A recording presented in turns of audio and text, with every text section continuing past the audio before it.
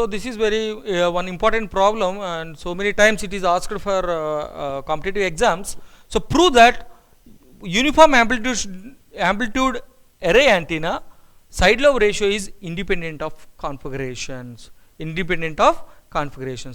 Here what we have to prove is, you want to find out the side lobe ratio of uniform amplitude array and see that it is not dependent on the configuration. That means it may be a linear array, or it may be a circular configurations, or whatever may be geometrical configuration. So that is independent, that we have to prove. So first, what is uniform amplitude distribution? Suppose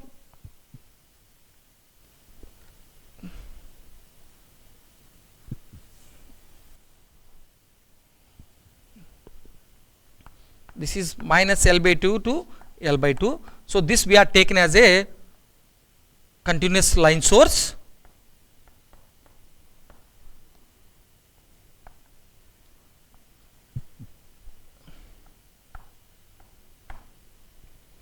and this is a simple amplitude distribution of an uniform amplitude array. So here we are taken the uniform, means which is having the equal value at the center. So suppose we are taken a of x equals to amplitude distribution. From this we can represent, see, in the most cases whatever values we can implement, that is a of x equal to 1. This is the amplitude distribution of a uniform linear array. That what we have to find from this equation. Actually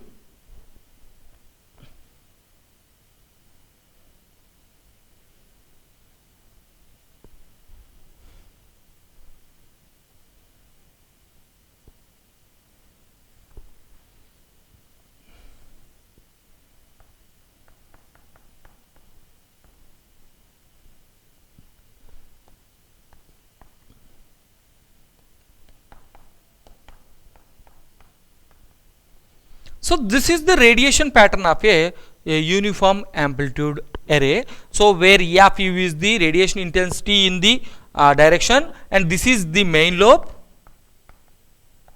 and this is the first side lobe level. For uniform amplitude distribution, that means for this amplitude distribution, the radiation pattern consists, the first side lobe level is minus 13.47 dB, 13.47 dB. This we have to prove. So first, what is side lobe level ratio? SLR, that is side lobe level ratio, is defined as the first side lobe level value by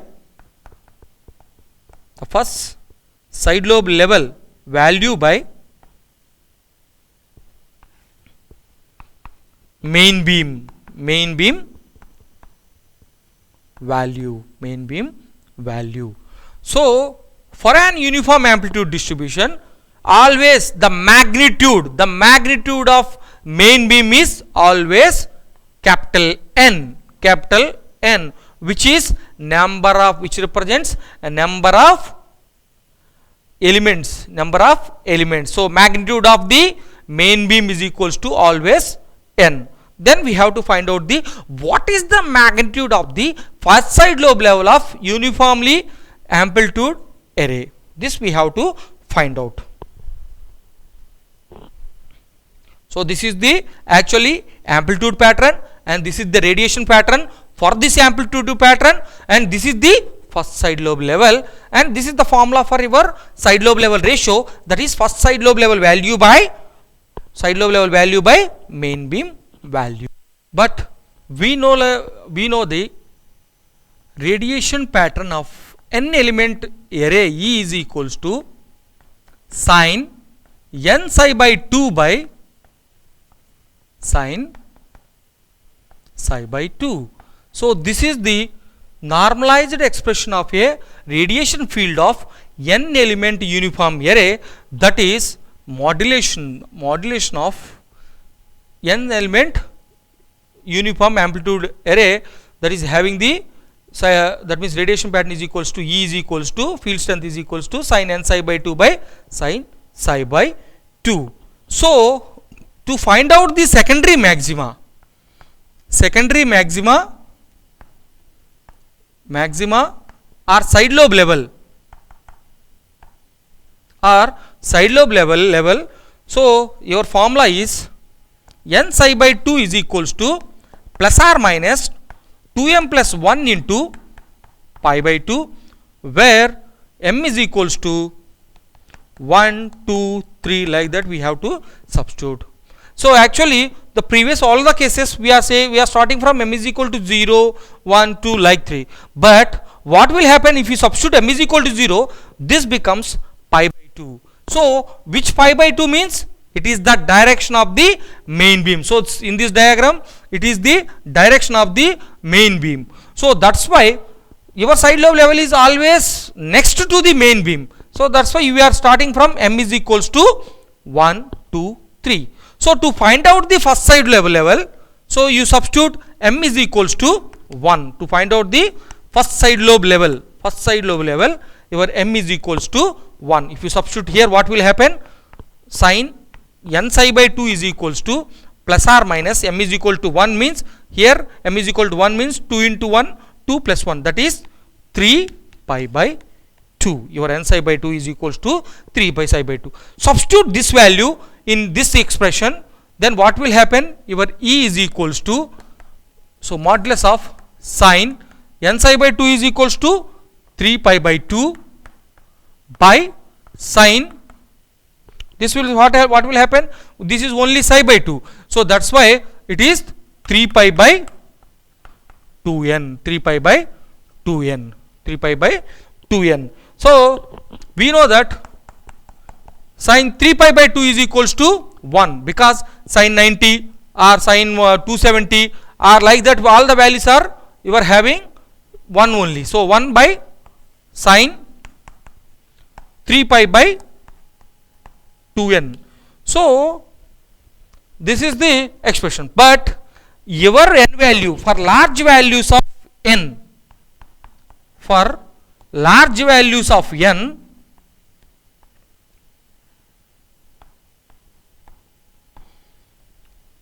this is very small. So 3 pi by 2n is very small. 3 pi by 2n is equals to very small. That's why your E becomes, E is equals to 1 by, this value is very small. So your sin 3 pi by 2n is approximately equals to the 3 pi by 2n. For capital, when n value is very large, then the whole term of sin 3 pi by 2n is very small. So that is almost equals to the 3 pi by 2n. So substitute this value here, that is 3 pi by 2n. So that is equals to 2n by 3 pi. So this is the first side lobe level of your uniform amplitude array. But if here we want to find out the SLR, that is side lobe level ratio. So that is the ratio of the first side lobe level value, that is 2n by 3 pi, and the main beam. So main beam, for main beam the magnitude is always n. So if you get this one, then you can get 2 by 3 pi, that is 0.22. If you, so always our side lobe levels in the form of dB. So if you convert this SLR in dB, then SLR of in dB is equals to 10 log of 0.22, that is equals to 13.47 dB. So here there will be no configuration or nothing is there, only your uniform amplitude is never depend on any values of your antenna configuration. So the side lobe level of your uniform amplitude array is, first side lobe level is always 0.47 dB. Second problem. So design a Yagi-Uda antenna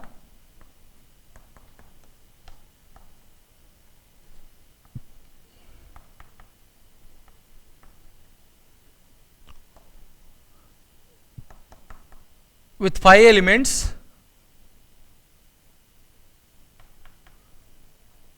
at operating frequency is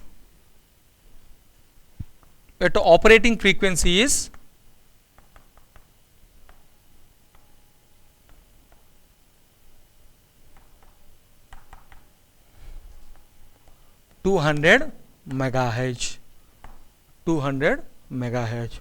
So here we want to design a Yagi-Budai antenna which consists 5 elements. So we know that in the Yagi-Budai antenna, so there is primary elements are, one is reflector, second one is driven element, third one is director. So these are the basic elements. One is the reflector, next driven element DR, and this is director 1. And if you want 5 elements, your directors may be changing from here to here, that is D2 and this is D3.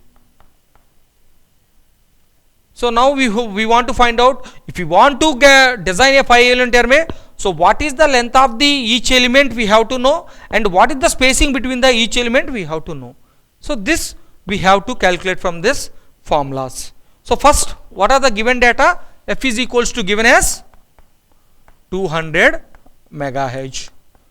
200 megahertz. And how many elements we required? 5 elements. One is the driven element, reflector element. So what is the formula for length of the driven element? Length of the driven element,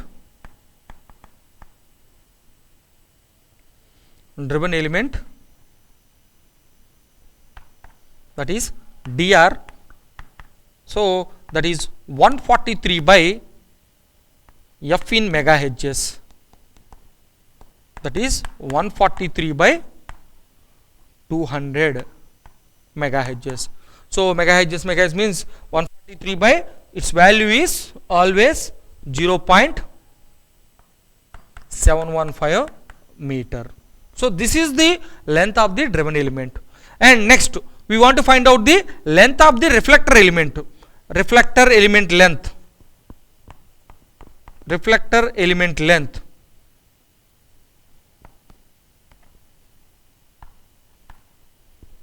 So that is 152 by f in megahertz, that is 152 by 200, that is 0.76 meters. 0.76 meters. And next we want to find out the remaining. So always the length of the reflector is greater than your length of the driven element by 10% or 5 to 10%, and directors are always less than the your driven element by 5 to 10%. So then we have to find out the remaining lengths, that is length of the D1, that is the director 1. Length of the director 1 is equals to 143 means 137 by f in megahertz, that is 137 by 200, that is what we can get 0.685. Next one, director 2, length of the director 2 is equals to 133 by f in megahertz, that is 133 by 200, that is 0.665 meters. And third one is the third director 3, that is 130 by f in megahertz, that is 130 by 200, that is 0.65 meters. So our length of the reflector is, that is 0.67 meters. The length of this one is 0.67 meters, and length of this one is 0.715 meters. And next length of the driven element is 0.6585 meters, and length of the driven element 2 is 0.665 meters, and finally length of the D3 is 0.65 meters. So these are the lengths of your all the elements in a Yagi-Uda antenna. So what we have done, so we know the frequency, and from this frequency actually when we are designing the practical driven elements, so what we have to do is actually 150 by f in megahertz for theoretical cases, but when we are designing our practical antennas, due to some that means material values changing, so that's why the length of the driven element is 143 by your given frequency, 143 by 200 we substituted. After that, reflector length is greater than 10% of 5% of this one or 10% of this one, then this becomes 152 by megahertz, frequency in megahertz. Then we find out the reflector antenna, and after that all the driven elements, that means director elements, are always less than your driven elements by 5 to 5%. Then we find out the all the three elements, that is 137, 133 and 130 by your given frequency, and we find out the all the lengths of your elements. Now what we have to do is, what is the spacing? Now we know the lengths of each element. Now what is the spacing between the each element? We have to find out that. One is the spacing between, the first spacing between reflector R and the driven elements. So the formula is spacing SDR is equals to 75 by f in megahertz, 75 by f in megahertz, that is equals to 75 by 200, 75 by 200. So that becomes 0.375 meters, 0.375 meters. Now we want to find out, first this value we know, that is 0.375, and after that we want to find out the spacing between driven element and director 1, driven element and the director 1. So for SDE 1 is equals to, that is driven element 1 and this one is equals to 93 by f in megahertz, 93 by f in megahertz. So that value is actually 0.465 meters, 465 meters. Here we are taken the all spacings are equal, so that's why the spacing between D1 and D2 is equals to SD2 is equals to same 0.6465 meters, and also the spacing between D2 and D3 also same, that is equal to SD3, that is also 0.465 meters. That is, so this length is 0.465 and this one is also 0.465 and this one also 0.465. So this is the formulas for spacing between the reflector and the driven element, and that is 75 by f in megahertz, 75 by 200, that is equals to 0.375 meters. And the spacing between the driven element and the first director is 93 by f in megahertz, that is 0.465 meters.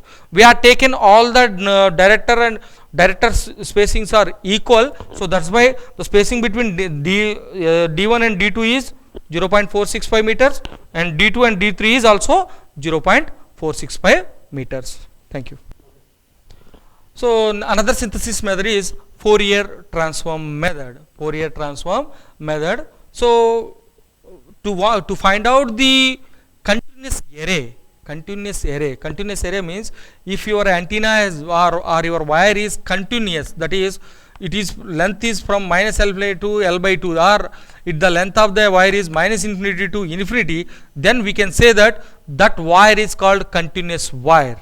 So to find out the continuous wire, the amplitude, that means for any signal we want to find out the amplitude as well as the your radiation field. So this is the formula for Fourier transform. Fourier transform of x is equals to f of w omega is equals to 1 by root 2 pi into integration minus infinity to infinity f of x into e power j minus j omega x dx.